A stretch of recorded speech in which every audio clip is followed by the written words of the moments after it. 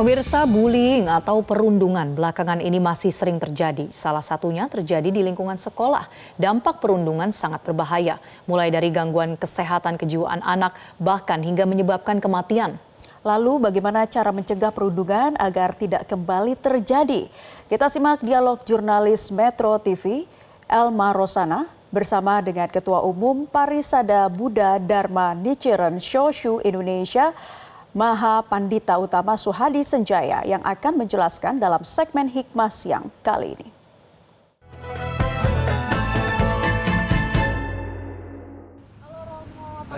Sehat ya, Romo? Baik, sehat. Terima kasih. Apa kabar juga? Baik, Romo. Nah, kita mau membahas tentang perspektif Buddha nih, tentang perundungan dan juga bullying yang saat ini masih kerap terjadi, apalagi di lingkungan sekolah, Romo. Oke, karena ini hal yang sangat menarik dan penting. Bagaimana kalau kita ngobrol di atas? Oke, berarti biar lebih mendalam kita ke atas ya, Romo ya? Iya, supaya suasananya lebih hening juga. Oke, terima kasih.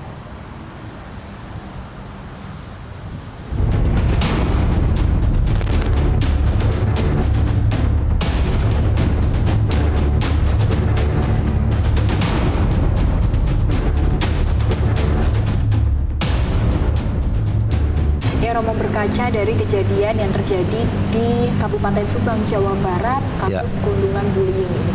Kalau dari perspektif Buddha, sebenarnya apa yang menyebabkan kasus perundungan ataupun bullying ini bisa terjadi di sekolah, Romo? Mengenai kejadian perundungan ya atau bullying yang terjadi di Kabupaten Subang, saya kira ini fakta, ya, fakta yang sudah terjadi.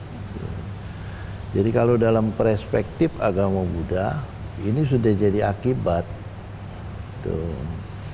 Jadi bagi kita itu sekarang ya paling baik ya menerima ini sebagai sebuah fakta. Bahwa memang dalam upaya kita, negara ini bukan tidak berupaya. Ya. Kementerian Pendidikan bukan tidak berupaya. Guru-guru juga bukan tidak berupaya.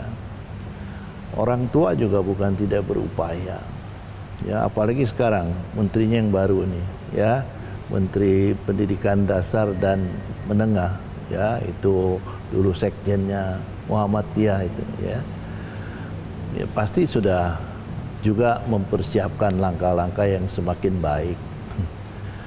Tapi fakta yang terjadi di Subang itu adalah sebuah akibat, ya bahwa upaya yang sudah kita laksanakan ini, sudah kita siapkan, sudah kita terapkan, itu pasti ada kekurangan. Ya, pasti ada kekurangan dan di samping itu di dalam pelaksanaannya juga mungkin masih perlu ada upaya yang lebih sungguh-sungguh. Saya kira itu yang perlu mungkin kita sikapi sebagai sebuah landasan sikap kita. Landasan sikap kita juga untuk berpikir ke depan. Ya, saya kira itu. Ya, Romo tadi kan mengatakan bahwa diperlukan upaya-upaya agar kasus perundungan ataupun bullying ini tidak terjadi lagi. Lantas dari perspektif Buddha, upaya apa yang perlu dilakukan, Romo? Ya, saya kira saya setuju sekali karena saya posisinya kan dalam pemimpin salah satu komunitas Buddha. Ya tentu saya ingin memberikan tanggapan dalam perspektif agama Buddha, khususnya agama Buddha Nichiren Shoshu, ya. Jadi dalam kaitannya dengan ini apa yang namanya perundungan atau bullying, ini kan bukan kejadian dadakan, ya. Jadi ini tuh bukan sesuatu yang kaitannya dengan apa yang dibilang itu sebagai sebuah insiden. Saya kira kita tidak bisa melihat ini sebagai sebuah insiden, tapi ini perilaku daripada anak-anak gitu. Jadi perilaku ini ya sebagai sesuatu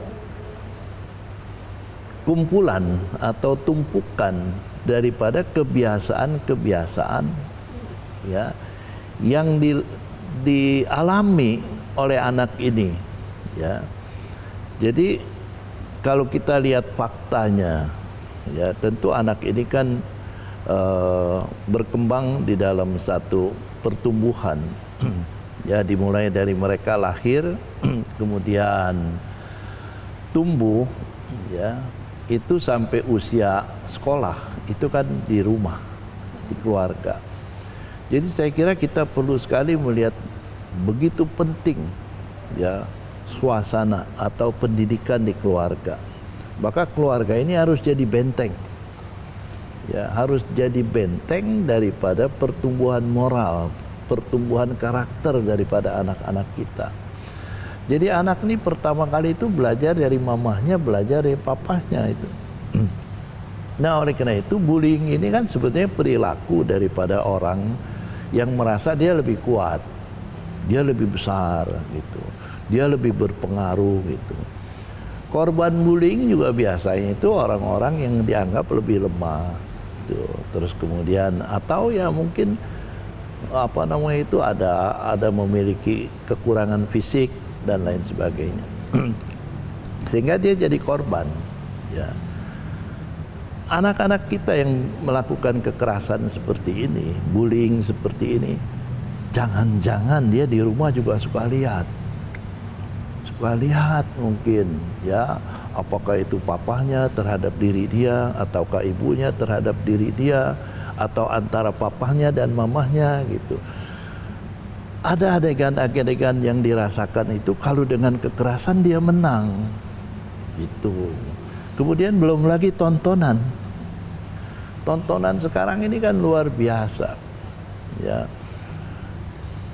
Satu hari 24 jam tuh bisa dengan sangat bebas.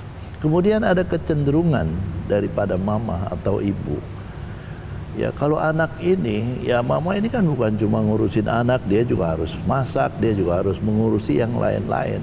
Kalau anaknya terus merengek, ya repot juga, mengganggu kegiatan atau tanggung jawab dia yang lain. Mama yang paling gampang sekarang tuh kasih HP, ya kan, distelin gitu, terus dia anteng gitu. Mau nggak taunya anaknya itu begitu rupa menyerap banyak sekali informasi-informasi yang salah. Nah, kemudian agama Buddha juga melihat sebetulnya tidak mulai dari situ seharusnya.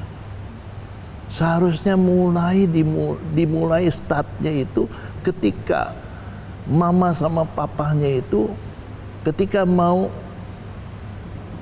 berhubungan seks. Seharusnya dimulai dari situ. Bahkan kalau ada kesempatan lain kita harus berbicara agama Buddha itu bahkan sebelumnya, pada kehidupan sebelum sekarang. Tapi paling tidak, maka di dalam agama Buddha Nichiren Shoshu, Buddha Nichiren itu selalu berpesan, ketika kalian mau berhubungan seks, mulailah dengan membaca mantra, baik mamahnya maupun papahnya, supaya ketika berhubungan ini dua insan ini, yang satu laki yang satu perempuan yang sudah jadi suami istri itu, waktu itu mereka sadar bahwa sekarang mereka itu sedang ingin melakukan sesuatu untuk menghasilkan keturunan yang baik. Maka itu papahnya itu ada di dalam dunia yang sadar. Jadi di agama Buddha itu ada pembagian atau penjelasan perasaan jiwa manusia itu ada 10 kualitas. Dari neraka, kelaparan, binatang, mara, manusia, surga, serapaka, pracekya, bodhisattva, Buddha. Jadi kita harus mengupayakan perasaan jiwa kita ada di kesadaran Buddha. Ya, Romo tadi kan mengatakan bahwa keluarga ini menjadi benteng utama. Kalau di sekolah ini bagaimana kemudian agar ilmu pendidikan dan juga pengembangan moral ataupun etika ini bisa berjalan dengan seimbang? Ya kita juga harus realistis ya. Anak tuh di sekolah paling banyak 5 jam. Ya, kalau anak SD itu umpamanya dari jam 7, 8, 9, 10, 11, 12, 5 jam. Dipotong 8 jam dia tidur. Ya, kemudian siang mungkin tidur 1 jam, jadi 9 jam, baru 14 jam. Masih ada 12 jam tuh lebih banyak di rumah. Oleh karena itu sebetulnya saya melihat peran utama tuh di keluarga. Kemudian sekolah itu kan memberikan tambahan ilmu kepada anak-anak kita ini. Guru dengan orang tua tuh harus komunikasinya intens. Tuh. Guru harus banyak juga memberi informasi kepada orang tua daripada anak.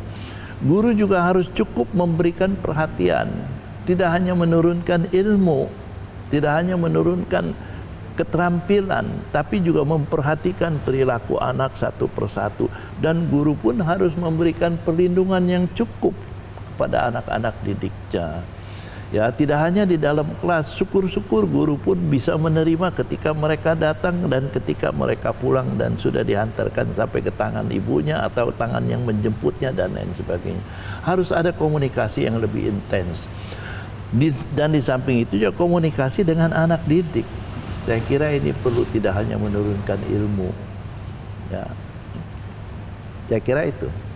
Ya Romo, terima kasih banyak Terima kasih, untuk penjelasannya sama-sama. Terima hari kasih. ini. Sehat selalu ya Romo. Terima kasih, sama-sama.